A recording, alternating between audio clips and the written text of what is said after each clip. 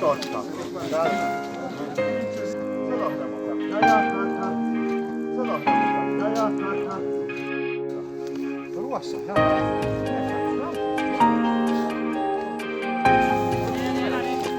Escucha.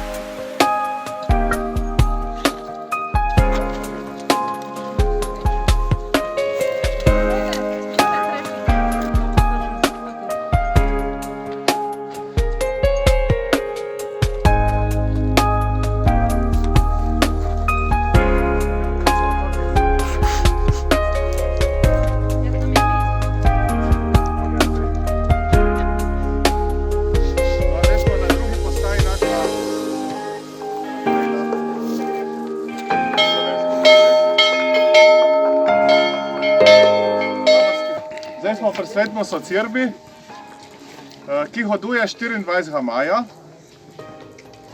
Sveti Socirb, latinsko Servulus, je krščanski svetnik, ki je nekaj časa živel kot puščavnik v jami na kraju, ki se danes po njem imenuje Socirb, na Kraškem robu. Socirb se je rodil v današnjem Trstu s staršema Eulogiju in Klemenciji, ki sta bila plemiškega rodu. Ko je bil star 12 let, je zapustil domačo hišo. Novi dom si je poiskal v jami nad Kraškim robom. Ta jama se danes imenuje Sveta jama ali Socirbova jama. V njej je asketsko preživel 1 leto in 9 mesecev. Potem je dobil posebno moč in je naredil več čudežev, zlasti ozdravljen bolnikov.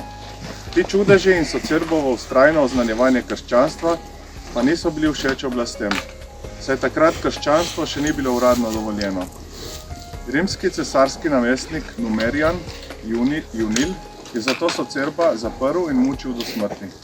Najprej so ga bičali, potem so mu izpahnili sklepe na natezalnici, nato so mu trgali meso z telesa z železnimi kavlji, ga oblivali z vrelim oljem in na koncu 24. maja 284, ne 1200, obglavili.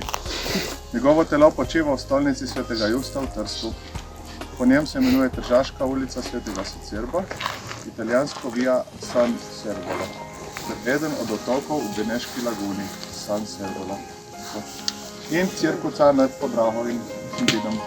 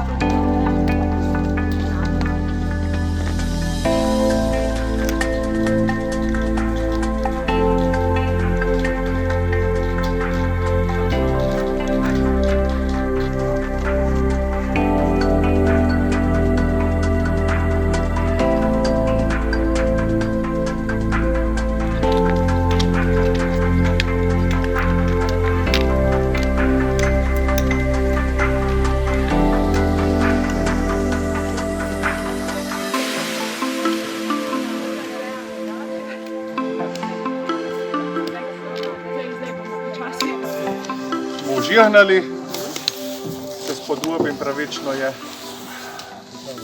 Ola, tako, zdaj smo prišli od Svetega Socirba. Ne smo šli sicer čez tam najsvetka cijel je, cijel sam. Veste, tam je tista ljažov, veste, skalaš. Tista Socirba in tam je pod križ, tako da veste, ljažov, tisti stol. Tam ne smo šli, smo si kar dol. Ja, smo šli skozi Orejhovco. In smo se pospeli Cerkvi Svete Trojice. Še en lep spomenik, kulturni, krščanski spomenik, ki ga je obnovil naš Tvonček. Ja. So rekli Tolminci v Tolmini, da je bo 37 let. In so ga težko dali. Torej, v katoliški cerkvi na nedeljo po binkovštem prazniku praznujemo nedeljo Svete Trojice. Nauk o Sveti Trojici se je izoblikoval že na koncilu v Niceji 325 po Kristusu in je kot veroizpoved v bogoslužni rabi prisoten vse do današnjih dni. Vera v Sveto Trojico je sestavni del kristjanove vere v enega Boga v treh osebah. Na nedeljo Svete Trojice se pri bogoslužju zato posebej poglabljamo v skrivnost verske resnice o enem Bogu v treh osebah, Oče, Sin in Sveti Duh. Kristjani smo krščeni v imenu Očeta in Sina in Svetega Duha, s čimer postanemo tudi člani cerkve. Skrivnosti enega Boga v treh osebah verujočim ni dano spoznavati samo z razumom, temveč tudi na osnovi milostnega daru vere ter Božjega razodetja Jezusa Kristusa. O identiteti Boga Očeta in Svetega Duha je spregovoril Jezus Kristus. Čeprav tri Božje osebe ločimo med seboj, nobena od treh oseb nikdar ne deluje brez sodelovanja drugih dveh. Očetu pripisujemo, da je stvarnik vesolja in človeka, Jezusu Kristusu dela odrešenja, Svetemu Duhu, ki izhaja iz Očeta in Sina, pa dela posvečenja. Čeprav razlikujemo tri Božje osebe, jih ne smemo ločevati. Nauk o Sveti Trojici poudarja, da je delo stvarjenja skupno vsem trem osebam Trojice, saj so vse tri eno počelo stvarjenja. Hkrati pa je stvarjenje povezano z razodetjem in odrešenjem, ki je prišlo po Jezusu Kristusu, stvarstvu pa se posreduje po Svetemu Duhu. Sveti Duh je kot tretja Božja oseba poslan od Očeta in Sina ter vodi cerkev, ki je skupnost verujočih. Bistvo odnosov med tremi Božjimi osebami je brezpogojna ljubezen. Ena od najbolj znanih upodobitev Svete Trojice je ikona ruskega ikonopisca Andreja Rubljova. Vsebinsko jo povezujemo s starozaveznim svetopisenskim odlomkom, ki opisuje Božji obisk pri Abrahamu in Sari ob Mamrejevih hrastih. Drugo leto bomo pa adaptacije, naj so bile in kako. Ja, letos smo rekli, da bomo prav zaradi tega namena. Drugo leto bomo tekli celo.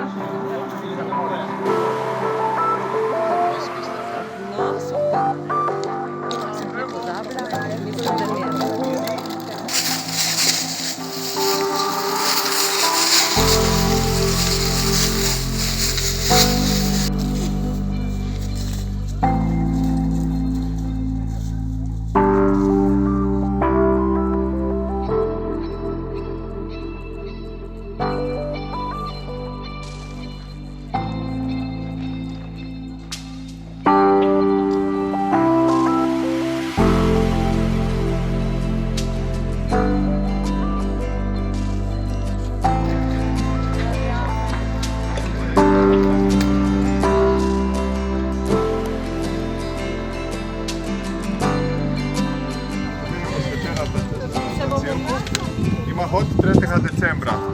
Mladi doktor filozofije in profesor na slavni pariški univerzi Sorboni, Španec Frančišek Ksaverij, no, veste, da ste zvedli še no, je imel pred seboj sjajno kariero. Srečanje s človekom, ki je evangelij vzel za res, to je bil njegov baskovski rojak Ignacij Lojolski. Ignacij Lojolski je, veste, začetnik oziroma jezuitov. Je njegovo življenjsko pot posebej obrnilo. Pustil je iskanje lastne slave in je svoje talente dal na razpolago Bogu. Odpovedal se je profesuri, zapustil Evropo in postal misionar. Eden največjih v zgodovini cerkve.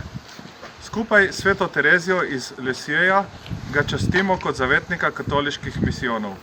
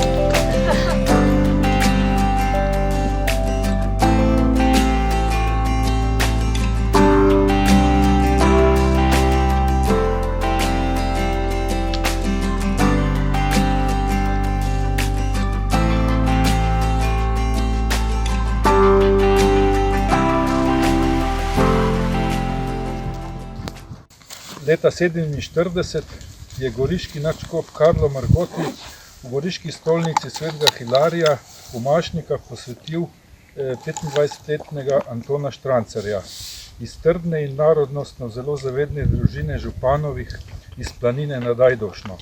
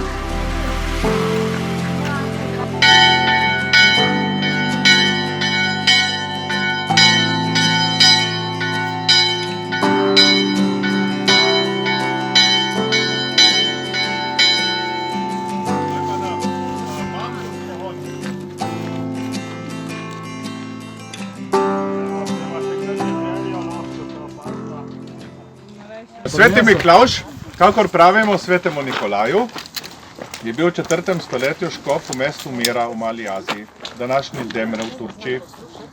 Na predvečer svojega godu hodi ta svetnik, kakor otroci v svoji nedolžni preprostosti verujejo, hodi s svojim spremstvom angeli in parkeljni od hiše do hiše in prinaša pridnim otrokom darila, porednim pa šibe.